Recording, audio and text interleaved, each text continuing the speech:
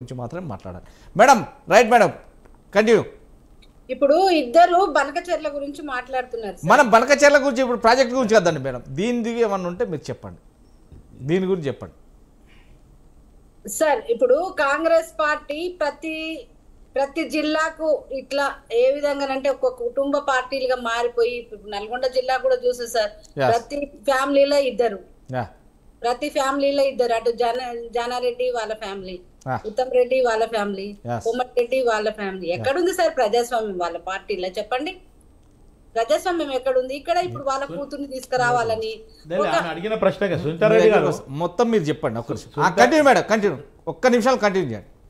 చెప్పండి పర్వాలేదు చెప్పండి. సునీతారెడ్డి గారు, ఈ విషయము స్వయాన నేనే అప్పుడు నేను గ్రేటర్ హైదరాబాద్ వైస్ ప్రెసిడెంట్ ఉండే, నా లెటరేట్ మీదనే హైకమాండ్కి రాయడం జరిగింది. ఏదైతే గ్రాస్ రూట్ లెవెల్లో ఎవరైతే కార్యకర్తలు నాయకులు ఉన్నారో, సెకండ్ లైన్ లీడర్షిప్ ఉందో వాళ్ళకి ఇస్తలేరు, ఫ్యామిలీలో ఒక్కొక్కరికి ఇద్దరికి ఇవ్వద్దు, ఒక్క ఫ్యామిలీలో ఒక్కటే ఇవ్వాలని చెప్పి నేను స్వయాన హైకమాండ్కి రాయడం జరిగింది. దాని తర్వాత ఒక్క నిమిషం దాని తర్వాత 2014లో లేదు, 2018లో లేదు, ఒక ఉత్తమ్ కుమార్ రెడ్డి పద్మావతికి తప్ప లేదు. మొన్న 23లోనే మొత్తానికి ఇవన్నీ 1, 2, 3 ఇవ్వడం జరిగింది. మీరు దానికి ముందు చూడండి, ఒక ఉత్తమ్ కుమార్ రెడ్డి పద్మావతికి తప్ప కాంగ్రెస్ పార్టీలో డబుల్ ఎమ్మెల్యే టికెట్ కానీ ఎంపీ టికెట్ కానీ ఎవరికి లేదు. మొన్న 23లో మిస్టేక్ జరిగింది. మరి జానారెడ్డి కొడుకులకు ఎందుకు ఇచ్చిండ్రండి? అది 23, అదే చెప్తున్నా. 23లో నేను బిఫోర్ చెప్పింది ఏదైతే టిఆర్ఎస్ తెలంగాణ ఉమ్మడి ఆంధ్రప్రదేశ్ ఉన్నప్పుడు నేను రావడం జరిగింది. తెలంగాణ వచ్చిన తర్వాత కాదు, తెలంగాణ వచ్చిన తర్వాత కూడా ఇవ్వలే, 23లో ఇవ్వడం జరిగింది. సామ్యం అనేదే లేదు. కుటుంబ పార్టీ దోసుకోవడం కరప్షన్ చేయడం, ఇది తప్ప ఏమీ లేదు సార్. ఏవో అవాకులు చెవాకులు అబద్ధాలు 420 వాగ్దానాలు 6 గ్యారంటీలు అని చెప్పి సోనియమ్మతో చెప్పించి, రాహుల్ గాంధీతో చెప్పించి, ప్రియాంకమ్మతో చెప్పించి, 6 ఉన్న దేవతలందరి మీద ప్రమాణాలు చేసి ఏదో నమ్మవలికి ఆ రోజు ప్రభుత్వంలోకి వచ్చిన రోజు నుంచి ఈ గొడవలు వాళ్ళ ఫ్యామిలీ గొడవలు లేదు, వాళ్ళ పార్టీ గొడవలు. మీ ప్రధానమంత్రి 11 సంవత్సరాల సంవత్సరానికి 20 లక్షల ఉద్యోగాలు ఇస్తానని మరి ఏవి 11 సంవత్సరాలు లేదు.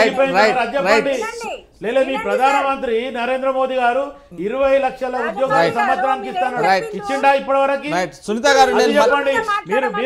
మీరు ఎదుటి పార్టీ మీద బురదల్లడం కాదు, మీ పార్టీ చేసేది కూడా ఒకసారి ఆలోచించండి. శివకుమార్ మేడం, మళ్ళీ మీ దగ్గరకు వస్తాం, మళ్ళీ మీ దగ్గర.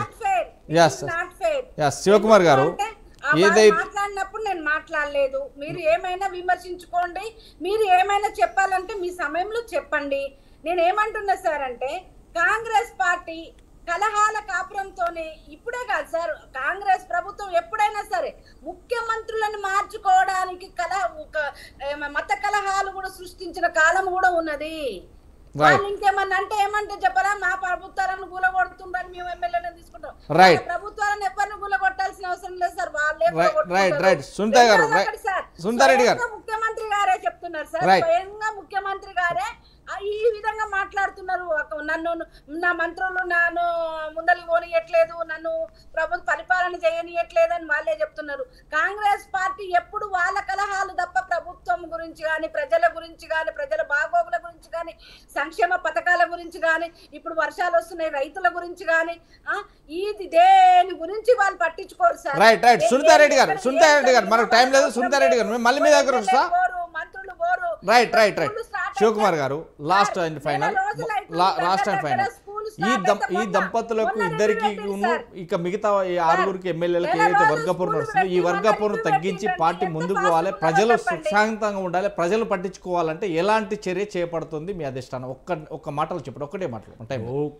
కాంగ్రెస్ పార్టీ అధిష్టానము ఎప్పుడైతే ఇన్వాల్వ్మెంట్ అయిందో వీళ్ళందరూ కూడా ఇప్పుడు ఈ జరిగిన ఇప్పటి వరకు ఈ 6 మంది ఎమ్మెల్యేలు కానీ, లేకపోతే ఈ కొండ దంపతులు కానీ కప్పుల తుఫాన్ లాగా అన్ని సమిసిపోతాయి, ఒక్క దగ్గర ఉంటారు. అవసరమైతే ఒక్కటే మీటింగ్లో ఉమ్మడి వరంగల్ కానీ లేకపోతే ఈ నియోజకవర్గంలో ఏ మీటింగ్లో అయినా కలిసికట్టుగానే ముందుకు పోతారు. సమిష్టిగా రేపు రాబోయే సంస్థాగత ఎన్నికలు కానీ లోకల్ బాడీస్ కానీ అన్నీ కూడా వీళ్ళు కలిసికట్టుగానే ఉంటారని చెప్పి రైట్ మొత్తం మీద ఈరోజు మిడ్ డే డెబ్యూట్